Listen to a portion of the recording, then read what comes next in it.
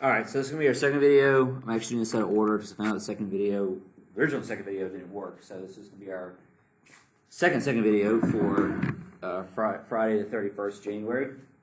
We just left the screen talking about the 1830 Revolution time period in France. Now we're jumping ahead to 1848. 1848 is a big year. It's going to be another big wave of revolutions to take place. France starts it off and it'll be inspirational to other areas in general. So we're picking up at the top of the slide, Revolution of 48. So Europe enters a period of tense economic and political crises in the late 1840s. So Europe enters a period of tense economic and political crises in the late 1840s. Bad harvests across the continent caused distress. So it wasn't just Great Britain. Bad harvests across the continent caused distress for a lot of different countries. Uneven industrial development failed to provide jobs or raise income. So that's another problem too. We mentioned that before, that even within places like France or Germany, all across Europe, there's a lot of uneven distribution of income development, which fails to provide adequate jobs or raise incomes for everybody across the board, even like in France. Radical ideas therefore get a boost. This is a time where Marxism, socialism, anarchism become bigger because it feels like everything else isn't working. So they become bigger and bigger. Right before the big revolution in 1848 in France, you have other revolutions that take place in Europe in the mid-1840s. Austria, Switzerland, and Naples. So in the mid-1840s, Austria, Switzerland, and Naples all have little minor revolutions to break out before the big one that takes place in France in 1848.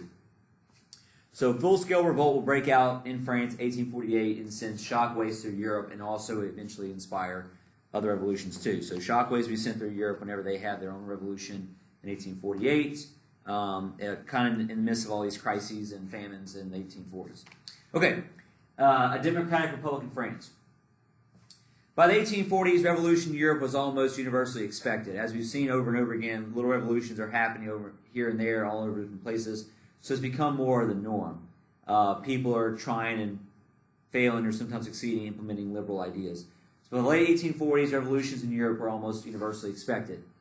Events in Paris kicked off the events in Europe. So events in Paris kicked off the events in Europe.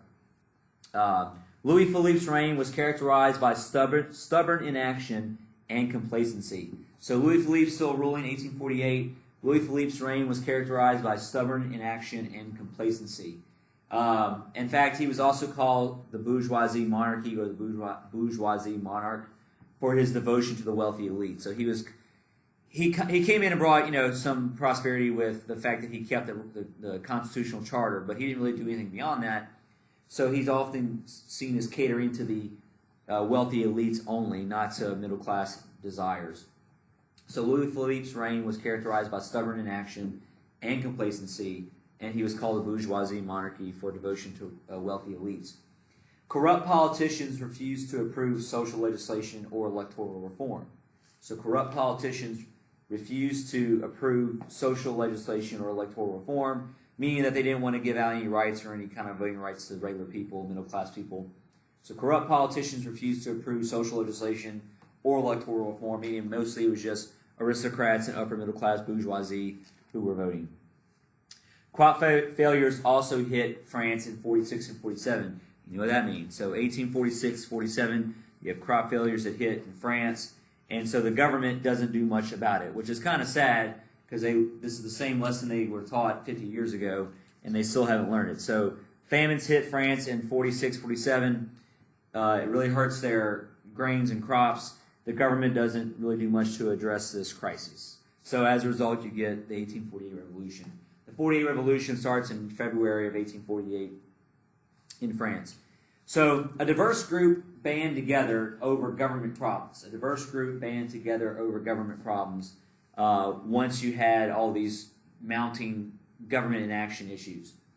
Merchants, opposition deputies. What that means, opposition deputies are like people in the parliament at the time who were against the monarchists, against the main party. So merchants, opposition deputies, and liberal intellectuals. So merchants, opposition deputies, and liberal intellectuals, people who would be more just generic liberal reforms, shared outrage with middle-class shopkeepers, artisans, and working classes. So they all share the same problem. So The merchants, opposition deputies, and liberal intellectuals all shared outrage with middle class shopkeepers, artisans, and working classes. Middle class shopkeepers, artisans, and working classes. So all these different groups come together with their joint dissatisfaction for the monarchy. They're all dissatisfied with how the monarchy is running things, and they all want to have change. So in February 48, you have a revolution break out in France. Workers joined students and began building barricades. So like we've seen before, what ends up happening is like Paris' streets this time are very narrow. Very easy to basically blockade it if you wanted to. So what they do is rip the streets up, like rip the bricks out of the street. They throw furniture out into the street and just easily blockade and barricade themselves within the streets because of how narrow and how ornate they were at this point. So workers joined students and began building barricades to block the government or the retaliation from the government. They demanded a new government. They wanted to get rid of the monarchy because it wasn't working. In late February, the National Guard actually broke ranks and joined them. So the National Guard, made to protect the king and the monarchy, broke ranks and actually ended up joining the revolutionaries. So everybody was upset with the government and wanted to change. At this point, Louis Philippe basically had no choice but to advocate and flee. So Louis Philippe advocates and flees and never comes back. And so the commoners proclaim that the monarchy is dead again. And so that's when they declare this the Second French Republic. So February 48, you had the declaration or the beginnings of the Second French Republic. If you want to know how many we're on today, in 2020, right now they're on their fifth. So we still got some more republics to go. But as of this point, this is the second, the first being the French Revolution Republic. All right, in establishment of the Republic, or establishment of the Second Republic next. So they first established a provisional government, one to help basically make the Constitution and help lay out the foundation. So these will not be the long-term guys. They're going to elect those people down the road. So they created a provisional government where they would have elected representatives. They made a 10-man executive committee. So again, not one guy by themselves, but they created a 10-man executive committee to help set up everything. The revolutionaries began drafting a democratic Republican constitution. So this provisional government with a 10-man executive committee helped to start establishing or drafting a democratic Republican constitution for the France's Second Republic. And so as you can kind of figure from this democratic Republican ideals, this is where they're going to establish universal male suffrage. So here they're going to establish universal male suffrage with this constitution.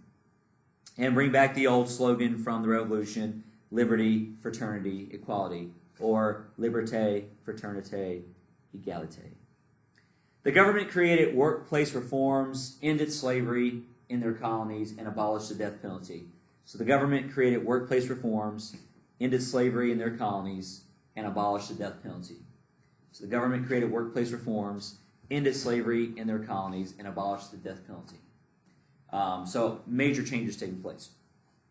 Okay, liberals versus Republicans. So what you got to keep in mind here is that not everybody's on the same board, on the same page. They all come together over to the monarchies. They don't like the monarchy, but what they want in government, it doesn't all match up. So moderate liberals versus radical Republicans do not have the exact same ideas about what should happen. Moderate liberals saw giving universal male suffrage as dangerous. You kind of learned that lesson back in the French Revolution by giving everybody just the right to vote. So moderate liberals had to be convinced to give them universal male suffrage. So they refused to give more than that. So they do put universal male suffrage in the Constitution, but they refuse to give anything beyond that point. Radical Republicans, influenced by utopian socialists and appalled by poverty in France, were committed to doing some kind of socialism. So radical Republicans, influenced by utopian socialists, were appalled by the poverty in France and were committed to some kind of socialism program.